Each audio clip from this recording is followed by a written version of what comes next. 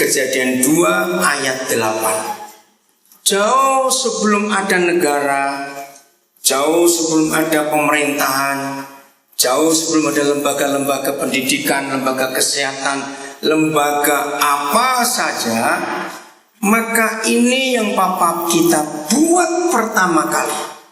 Dan apa yang dia buat pertama kali ini ternyata menjadi seluruh konsep rencananya. Saya ulangi lagi, sebelum ada lembaga negara, lembaga pemerintahan, lembaga pendidikan, lembaga-lembaga ekonomi, lembaga macam-macam di dunia ini, ternyata Papa memulai dengan konsep ini, yaitu Kejadian 2 ayat 8. Nah, setelah dia mengatakan ini, maka konsep ini merupakan konsep keseluruhan rencananya atas dunia ini. Nah, nanti kita akan mempelajari apa sesungguhnya maksudnya dengan mengatakan dan membuat sesuatu yang luar biasa. Saya akan mengganti kata manusia nanti dengan kata ini, selanjutnya. Ya, kita tahu kata selanjutnya berarti sebelumnya sudah ada sesuatu belum? Sudah. Papa kita isi dunia ini dengan macam-macam yang ada. Setelah itu semua selesai. Begitu selesai, selanjutnya Yahweh Tuhan membuat taman di Eden, di sebelah timur. Disitulah ditempatkannya. Perhatikan, saya mau ganti kata ini. Disitulah ditempatkannya keluarga yang dibentuknya. Apakah saya salah merubah manusia menjadi kata keluarga? Ayo jawab, salah atau tidak? Tidak. Kenapa saudara perkataan ini tidak salah? Ayo, kenapa? Kenapa nggak jelas? Ulang. Mengapa saudara berani berkata bahwa kata manusia kita ubah menjadi keluarga itu tidak salah? Dan itu betul memang. Kenapa? Iya, karena ini suami istri. Yang ditempatkan di taman itu adalah suami istri. Saya pertama mendapatkan pewahyuan ayat ini ketika saya cukup lama tinggal di Jerman, menemukan fakta sejarah kindergarten. Pernah dengar nama itu? Kindergarten itu tidak boleh diterjemahkan ke dalam bahasa apapun juga, harus bahasa Jerman, karena penemunya anak pendeta dari kota Dresden di Jerman. Awal abad 19, tahun 18. Nah, Strobel ini menemukan ayat ini, lalu dia menciptakan taman kanak-kanak atau kindergarten itu. Ternyata keseluruhan rencana Tuhan dan seluruh kehidupan yang benar dan mulia itu dimulainya harus di sebuah taman. Maka itu namanya kindergarten. Kinder itu anak-anak bahasa Jerman, garten itu garden bahasa Inggris. Di Indonesia jadi taman kanak-kanak. Nah, anak-anak itu belajar tentang matematika, tentang biologi, dan tentang apa saja di taman itu. Kalau hujan, mereka nggak bisa belajar di taman, tapi dilanjutkan di rumah. Dan ini konsep yang luar biasa. Setelah Jerman menemukan, maka negara lain yang pertama kali mengadopsi, membeli penemuan orang Jerman ini aneh. Bukan negara-negara tetangga dari Jerman, tapi justru Jepang, negara kedua, negara pertama yang membeli sistem ini. Maka itu saudara, salah satu penyebab kebangkitan Jepang 5 tahun setelah bom atom. Jadi tahun 50 Jepang itu bangkit. Karena ketika bom itu jatuh kedua kalinya, Kaisar Hirohito waktu itu diselamatkan. Begitu pemerintah yang ada berkata sudah aman, maka Kaisar Hirohito bangkit, keluar dari tempat persembunyian. sejarah Jepang mencatat kata pertama yang dikeluarkan oleh Kaisar Hirohito adalah kata ini. Berapa guru yang masih hidup di bangsa kita? Guru. Kalau kita melihat fakta sejarah ini, saudara, Yesus itu adalah guru. Betul? Modal utama sebuah kehidupan adalah pendidikan. Saya membedakan antara kata pendidikan dan kata sekolah. Beda. Tidak semua sekolah itu mendidik. Setuju saya katakan ini ya? Tidak semua sekolah itu mendidik. Tapi kalau ada pendidikan, di situ pasti ada sekolah. Itu bedanya. Dan Yesus adalah guru. Sampai hari terakhir dia naik ke surga, orang menyebut dia guru Yesus. Nah, ini yang menyebabkan Jepang maju. Saya suka sekali menyelidiki sejarah. Ada 3 negara di dunia ini yang merdekanya di tahun yang sama dan bulan yang sama. Ya, 3 negara di dunia ini. 1, Jepang. Mereka takluk ketika bom atom kedua 9 Agustus 45. Kedua itu Indonesia 17 Agustus 45. Ketiga itu Jerman 30 Agustus 45 waktu Hitler mati. Nah, kita melihat fakta ini. Saya berikan 4 pertanyaan kepada saudara, mulai berpikir dengan baik. 1. Dari 3 negara ini siapa yang kalah perang dan siapa yang menang perang? Ayo cepat, dari 3 negara ini. Di tahun yang sama, di bulan yang sama, 3 negara ini merdeka. Ayo, siapa yang kalah perang, siapa yang menang perang dari 3 negara ini? Ayo, belajar sejarah kita. Jepang kalah, terus Jerman kalah, jadi yang menang Indonesia. Nomor 2, wilayah. Luas wilayah dari 3 negara ini. Walaupun waktu Indonesia merdeka Papua belum termasuk, Jerman Barat terpisah dengan Jerman Timur. Nah, dari 3 negara ini luas wilayah yang paling besar yang mana?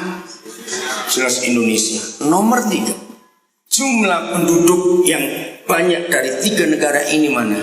Jelas Indonesia. Walaupun tahun 45 itu baru kira-kira 90 jutaan penduduk Indonesia. Nomor 3, sumber daya alam. Kekayaan alamnya antara 3 negara ini mana?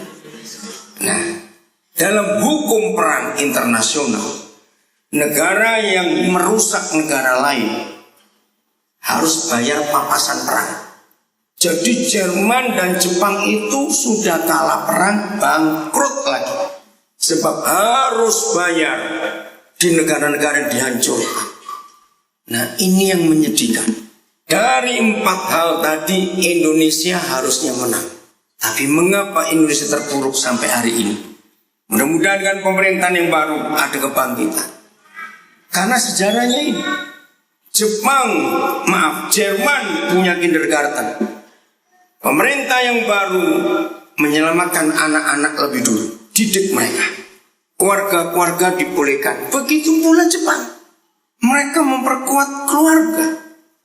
Maka itu kalau saudara melihat sejarah, 5 tahun setelah 45, 50 dan 51, itu awal kebangkitan 2 negara ini, Jerman dan Jepang. Luar biasa. Karena konsep pendidikan ini yang mereka tekankan. Di Indonesia pendidikannya amburadul sampai hari ini. Terus ada pergantian macam-macam yang bermasalah. Sebab pendidikan di Indonesia sudah berupa bisnis masalahnya. Itu uang semuanya. Dan ini yang merusak. Oke, inilah fakta sejarah yang kita harus akui. Jadi maafkan saya, gereja yang tidak mengutamakan pendidikan dan keluarga, hanya mengutamakan gedung, alat musik, sound system saja, pasti hancur gereja itu. Catat ini baik-baik. Saya ulangi, gereja yang tidak mengutamakan pendidikan dan rumah tangga atau keluarga, uang, ratusan juta bahkan miliar habis hanya untuk kemegahan gedung, kenikmatan AC, keindahan karpet dan nyamannya duduk di bangku, sound system dan sebagainya. Percayalah, gereja itu gak akan bertahan lama.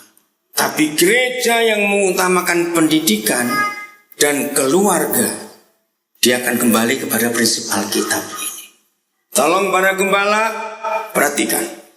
Kepala-kepala keluarga adalah gembala untuk keluarganya. Amin. Kita harus memperhatikan pendidikan dan keluarga ini. Baik, kita kembali ke ayat ini. Saya betul-betul kagum.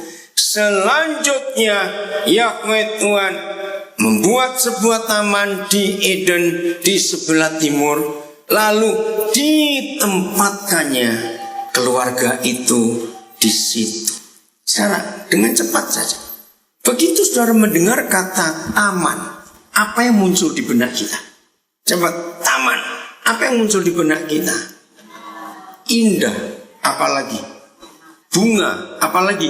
Harmoni, sejuk. Ayo terus mikir, taman. Apalagi?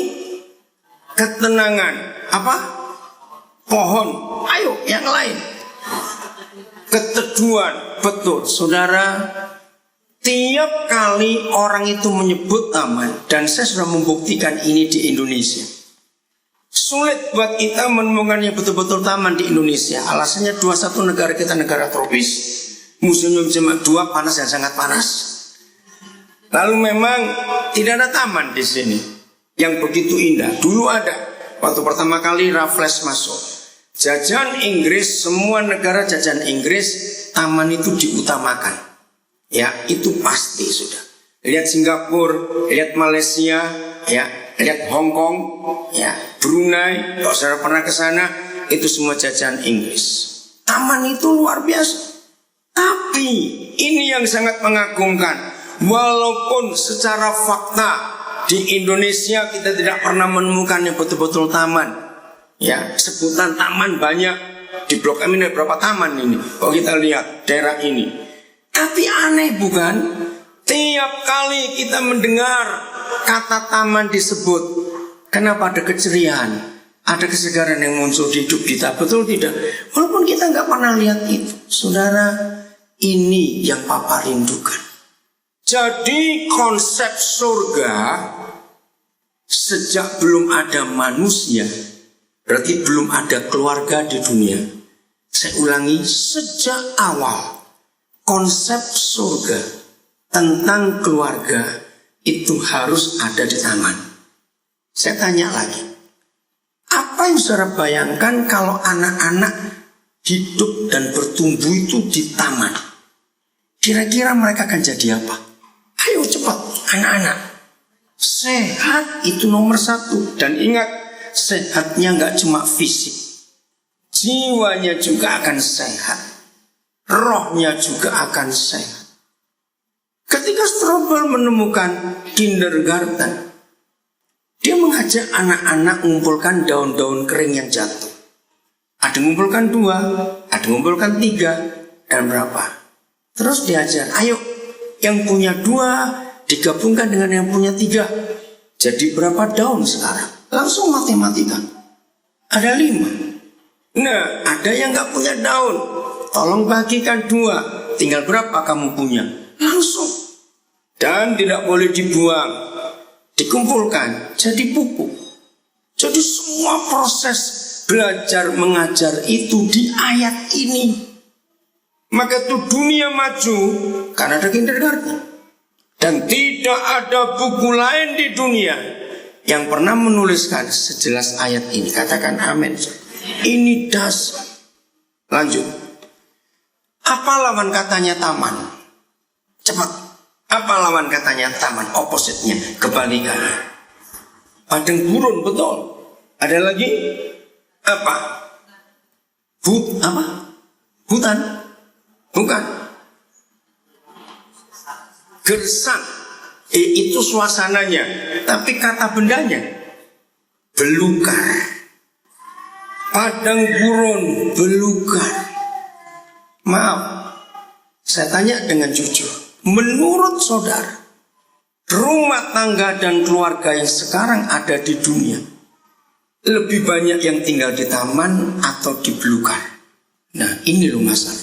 Termasuk tidak sedikit keluarga pendeta yang hidup keluarganya betul seperti padang gurun dan belukar. Mengapa ini harus terjadi? Padahal konsep di benak Papa kita sejak awal saya katakan adalah taman. Maaf, minggu-minggu terakhir ini gara-gara ada film Left Behind, saya capek di BBM orang, di SMS orang. Maaf, saya tidak setuju pengangkatan. Maaf ya, nggak usah debat dulu. Tapi saya minta saudara simpen kalimat ini di Matius 24 dan Lukas 17. Nggak usah dibuka, karena kita nggak bicara itu. Jelas sekali, sebelum Tuhan Yesus berkata ada 2 orang di ladang, satu tinggal, satu diangkat. Ada 2 orang di atas satu rumah, satu tinggal, satu diangkat. Sebelum dikatakan itu, dengar, Tuhan Yesus mendahului dengan eksplisit seperti yang terjadi di zaman Nuh dan di zaman Lot. Masih ingat ada firman itu? Nah, banyak gereja melupakan pendahuluan pengangkatan ini. Seperti yang terjadi di zaman Nuh dan di zaman Lot akan terjadi di zaman anak manusia. Yang satu ditinggal, yang satu diangkat. Nah, kalau kita berpatokan firman itu, yang diangkat itu yang dihukum mati, saudara. Yang ditinggal itu yang selamat. Nah, saya lebih pilih yang ditinggal. Saya nggak mau diangkat karena itu mati. Nah, kaget bukan? Karena kita nggak teliti. Maaf, saya tidak ingin buat saudara bingung. Tapi kalau bingung berarti saudara harus belajar. Hampir semua khotbah akhir zaman pasti yang jadi topiknya bukan Yesus, antikris. Ayo ya atau tidak? Nah, saya nggak setuju. Justru bicara akhir zaman itu bicara Yesus, karena ini pusatnya, bukan antikris. Nah, lebih celakanya lagi, antikris itu disebut berkali-kali. Yang di Matius ada penganiaya itu antikris, yang di Lukas, yang di Markus, yang di Tesalonika itu semua ada penganiaya itu antikris, yang di Wahyu antikris juga. Salah, saudara. Maaf, saya harus merubah ini. Antikris itu hanya ada di 1 Yohanes pasal 2. Titik. Saya ulangi lagi. Kata antikris hanya ada di 1 Yohanes pasal 2. Yang lain-lain itu bukan antikris. Bedakan. Coba ya, kalau saya salah saya akan akui salah. Tapi sepengetahuan saya, 22 pasal kitab Wahyu itu tidak ada satupun kata antikris, tapi binatang itu. Jadi jangan disamakan. Kalau kita mau rendah hati, antikris itu tidak jahat. Karena Yohanes menulis, dia sudah ada di antara kita. Itu 1 Yohanes 2. Nah, kalau sudah ada di antara kita, berarti dia itu orang Kristen. Bedakan antara anti Yesus dan anti Kristus. Tidak pernah ada anti Yesus. Nggak ada. Yang ada adalah anti Kristus. Apa bedanya? Yesus menunjuk pada pribadi yang adalah Tuhan. Itu nggak ada yang bisa melawan. Puji Tuhan. Kristus itu yang diurapi. Nah, yang diurapi ini bukan menunjuk pada Yesus. Saudara dan saya yang sudah diurapi oleh Roh Kudus, kita pun berhak disebut Kristus. Oh, enggak, amin. Loh, ya atau tidak? Kita ini Kristus karena kita diurapi. Maka kata anti Kristus adalah anti pengurapan. Dan saya bisa nunjuk beberapa orang di Indonesia anti Kristus, yaitu gereja atau hamba-hamba Tuhan yang percaya Roh Kudus tapi tidak percaya pekerjaan Roh Kudus. Nah, menurut 1 Yohanes 2, dialah antikris. Tapi yang melakukan kejahatan, penganiayaan dan semua itu bukan antikris. Baca ayatnya baik-baik. Oke, saya nggak mau buat saudara bingung. Kita kembali pada taman ini lagi. Maksud saya begini, menguraikan ini. Sejak berapa bulan yang lalu, broadcast di BBM, Obama akan melakukan penanaman chip 66 semuanya itu. Saya tuh jengkel lihat itu semuanya. Begini loh saudara, ada yang jauh lebih penting untuk kita urus daripada pengangkatan antikris cap 66, yaitu keluarga ini diberesin. Setuju nggak saya ngomong ini? Maka itu jauh lebih penting membereskan pernikahan kita dan keluarga kita untuk siap menghadapi hari apa saja terserah. Karena ketika iblis menipu kita, mengecoh, tahu kata mengecoh?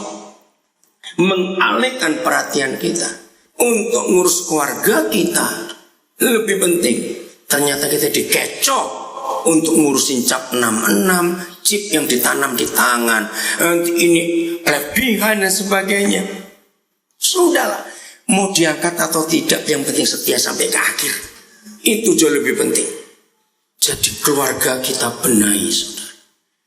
Sebab kita sekarang ini, kalau saya mau pakai kalimat ini, sedang dalam keadaan darurat yang sangat-sangat emergency, yaitu rumah tangga diserang. Setuju nggak saya ngomong ini, saudara? Ini yang kita harus jaga. Sudahlah, misalnya ada yang sempat ketemu iblis, misalnya, gak usah dicari. Maaf. Satu kali kalau kita ketemu mereka, cobalah tanya, iblis, apa sih yang kamu benci? Yang paling kamu benci? Percayalah, saya tahu jawaban mereka. Yang paling iblis benci adalah pernikahan. Tidak ada lain yang lebih dibenci oleh mereka kecuali pernikahan. Ngeri sekali. Nah, pertanyaannya, mengapa pernikahan yang jadi sasaran utama iblis? Kenapa bukan yang lain? Ada apa? Saudara, sebab di dalam pernikahan itu seluruh surga itu turun ke situ. Hari ini saya akan buktikan bahwa surga tidak hadir di kebaktian sebelum dihadir di rumah kita lebih dulu. Ya atau tidak? Saya ulang, surga tidak akan hadir di kebaktian, surga nggak akan nyata di kebaktian sebelum surga itu nyata di rumah kita masing-masing. Dari Senin sampai Sabtu kita tuh ngapain di rumah? Minggu baru kita berkumpul. Nah, ini yang kita lupa. Oke, untuk membuat jembatan, sebelum kita beralih ke topik yang berikut, saya beri pertanyaan dulu begini. Menurut saudara, orang itu bisa munafik di rumah atau di gereja? Ayo coba jawab, nggak usah ragu-ragu. Ayo, siapa bilang di rumah tadi? Dua-duanya salah. Ayo kita buka-bukaan. Kalau di rumah munafik itu kan lucu. Lo betul nggak? Mau munafik dengan siapa? Justru di gereja orang itu bisa berlaku munafik, saudara. Maka itu setan nggak perlu hadir di gereja karena sudah banyak mereka di sini. Betul tidak? Dan ingat, selama Tuhan Yesus hidup, yang dia habisin adalah orang munafik.